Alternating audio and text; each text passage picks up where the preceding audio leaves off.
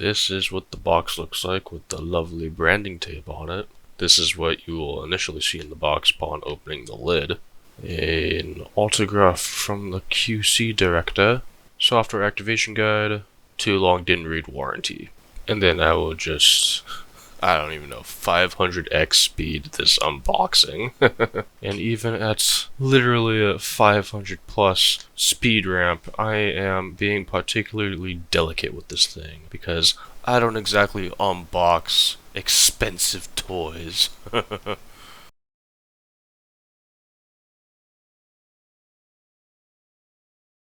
It's at this point that I'm rather fond of the material smoothness to the touch. There's your white Xidax logo. Bezels are thin from left to right in the top, slightly thicker at the bottom, and a built-in webcam that no longer works for me. Going over the ports, USB 3.2, USB 2.0, your mic jack, and your headphone jack. Kensington lock, USB 3.2, mini display port, and your SD card insert. USB-C, HDMI, Ethernet, and your power port. And then yes, it does come with the power supply. There it is. In case you're wondering where the fuck is my power supply.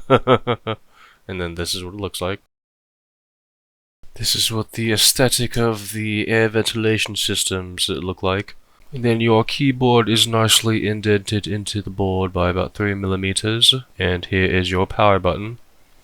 And this is what the base of the laptop looks like with your rubber feet, your ventilation, and these are the two speakers. That's your battery pack with 2 locks. And you can entirely skip over this setup process if you don't care about it. Timestamp will be listed. And no, it doesn't actually look like this. I just have an inverted effect on the layer in my editor so that it's easier on your eyes. And these pictures are in order as they appear. And then from here, the video is sped up by 1000%, not because this takes too long. This only takes maybe 5 minutes. It's sped up because you are the viewer, and it's to keep your attention span in check. Okay, and then before I actually get into the laptop, I'm just going to give a brief overview of the website. There are 6 laptops you can choose. I did XMT 8 Intel. I don't remember which one I did. I probably did 3078 gigs.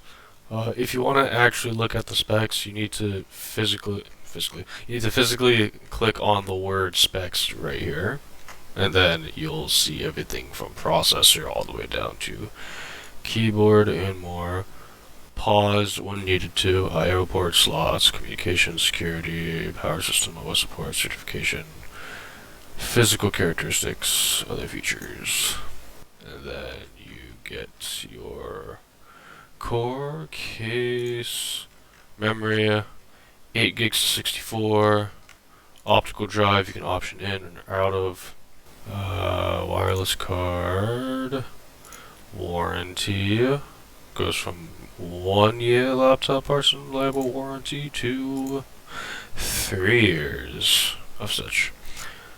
Then go back to storage.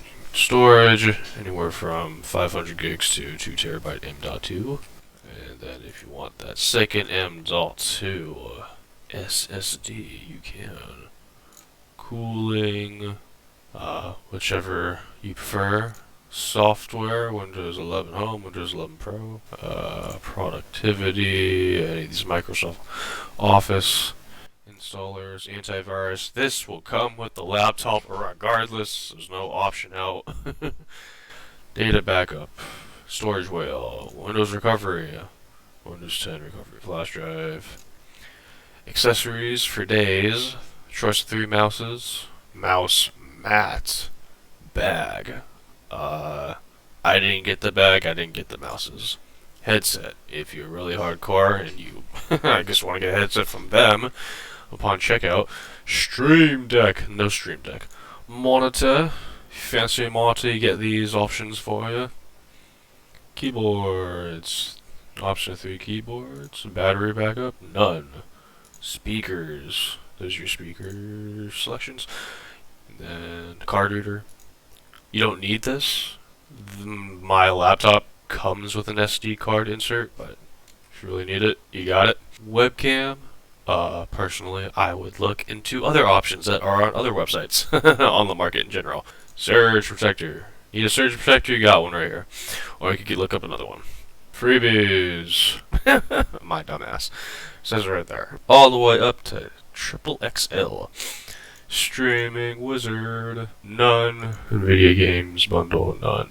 And then you can click on your overview right here. Gives you an overview of what you clicked on, not an overview of the specs. So just remember that.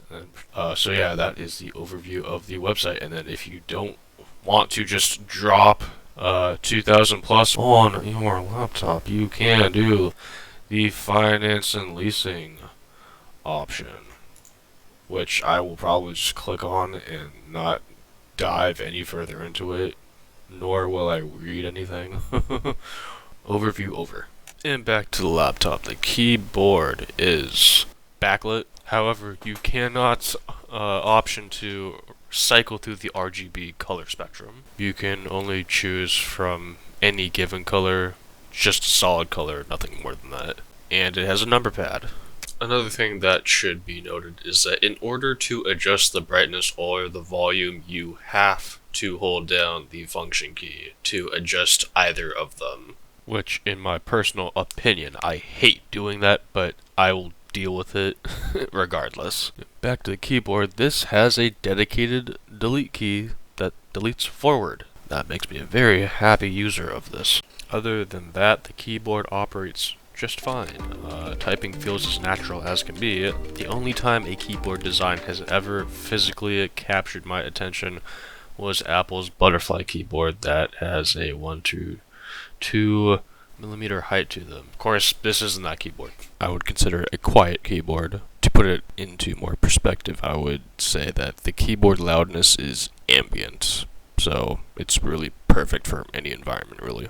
On the subject of talking about the keyboard, one minor thing that happens very randomly, but not to an extreme extent, is when I'm editing in Premiere, After Effects or Photoshop, sometimes the spotlight search pops up without pressing the Windows key, and all I really have to do is just tap it twice real fast to retract the spotlight.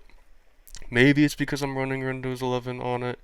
I have no idea. Maybe there's some sort of dust or debris factor that's causing the spotlight search to pop up at random.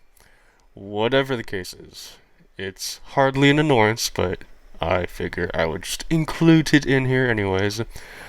But one thing that does happen that I would consider to be an unknown phenomenon is when out of nowhere and at random, either the shift key or the control key, or even both, enter this depressed state where it's held down without me actually physically holding it down. So whenever I make a click on a video on YouTube or click a button on a website for like show more content, instead it'll just open that content in a new browser window with the content I want to see.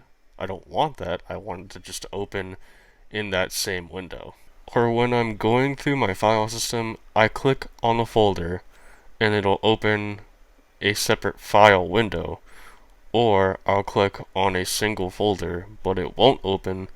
I then click on a different folder to see if another will open, but it'll refuse to open and instead just highlight the whole column or row as a collective. I forgot how to undo it. There's a way to undo it, other than restarting my laptop. And that about covers the only technical issue I've had with the keyboard thus far.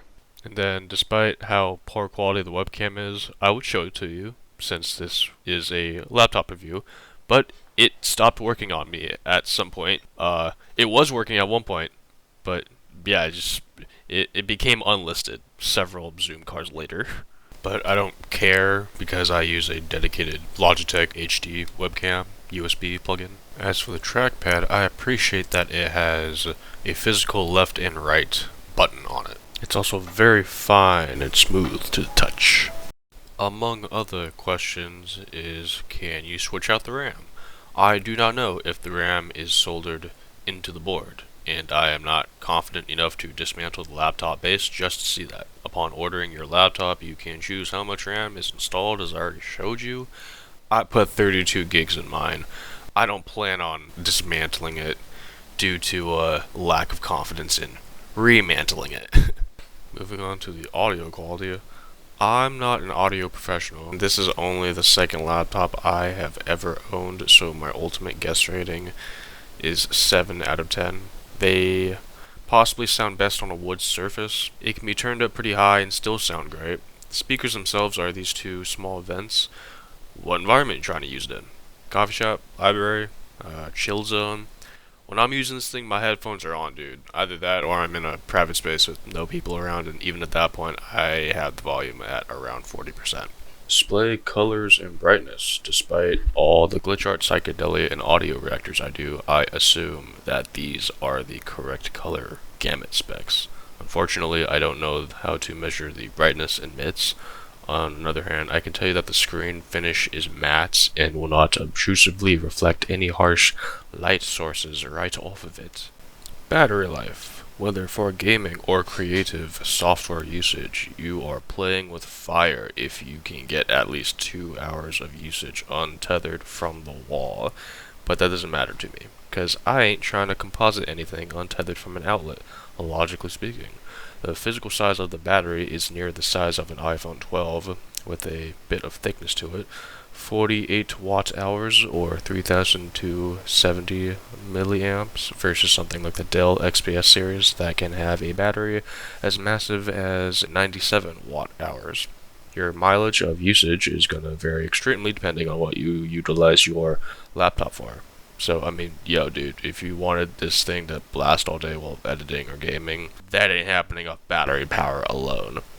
The fan sounds.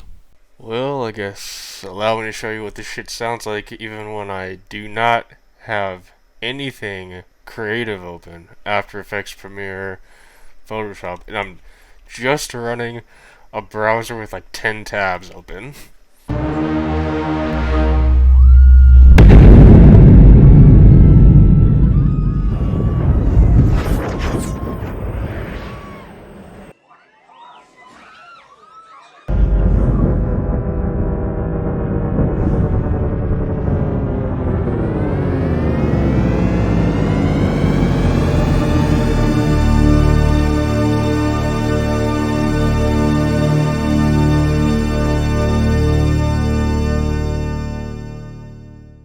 So that was the best way for me to exaggerate the way they sound. Really, if I was just slap this chart right here, maybe 60 to 50 decibels to be totally accurate, but yeah.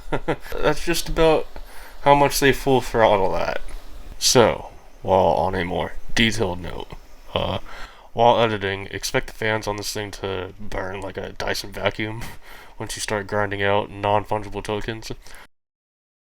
I don't game on this thing, so I don't have FPS ray tracing or processing benchmarks to give you, but expect the same loudness from that as well. Speaking of which, if you want to assist the thermodynamics of this thing while it's exhausting air, there is plenty of ventilation clearance all around the base for a cooling pad to effectively lower the temps by even a few degrees.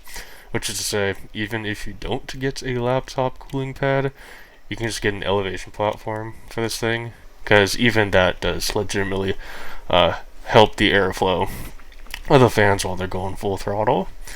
And this thing is pitch black by default, which is just about the only design flaw that this has upon ordering it. So, Xidax, if it's ever possible on your end to offer any other color options that aren't black, frankly, that'd be awesome. As for the green, as far as the green goes, since that's the color palette of your website, I'd even option for a military green myself. But anyways, for real though, if y'all are offering shirts with the brand logos freebies upon checkout, then I'd even go as far as no extra cost to offering a color option to the unit itself.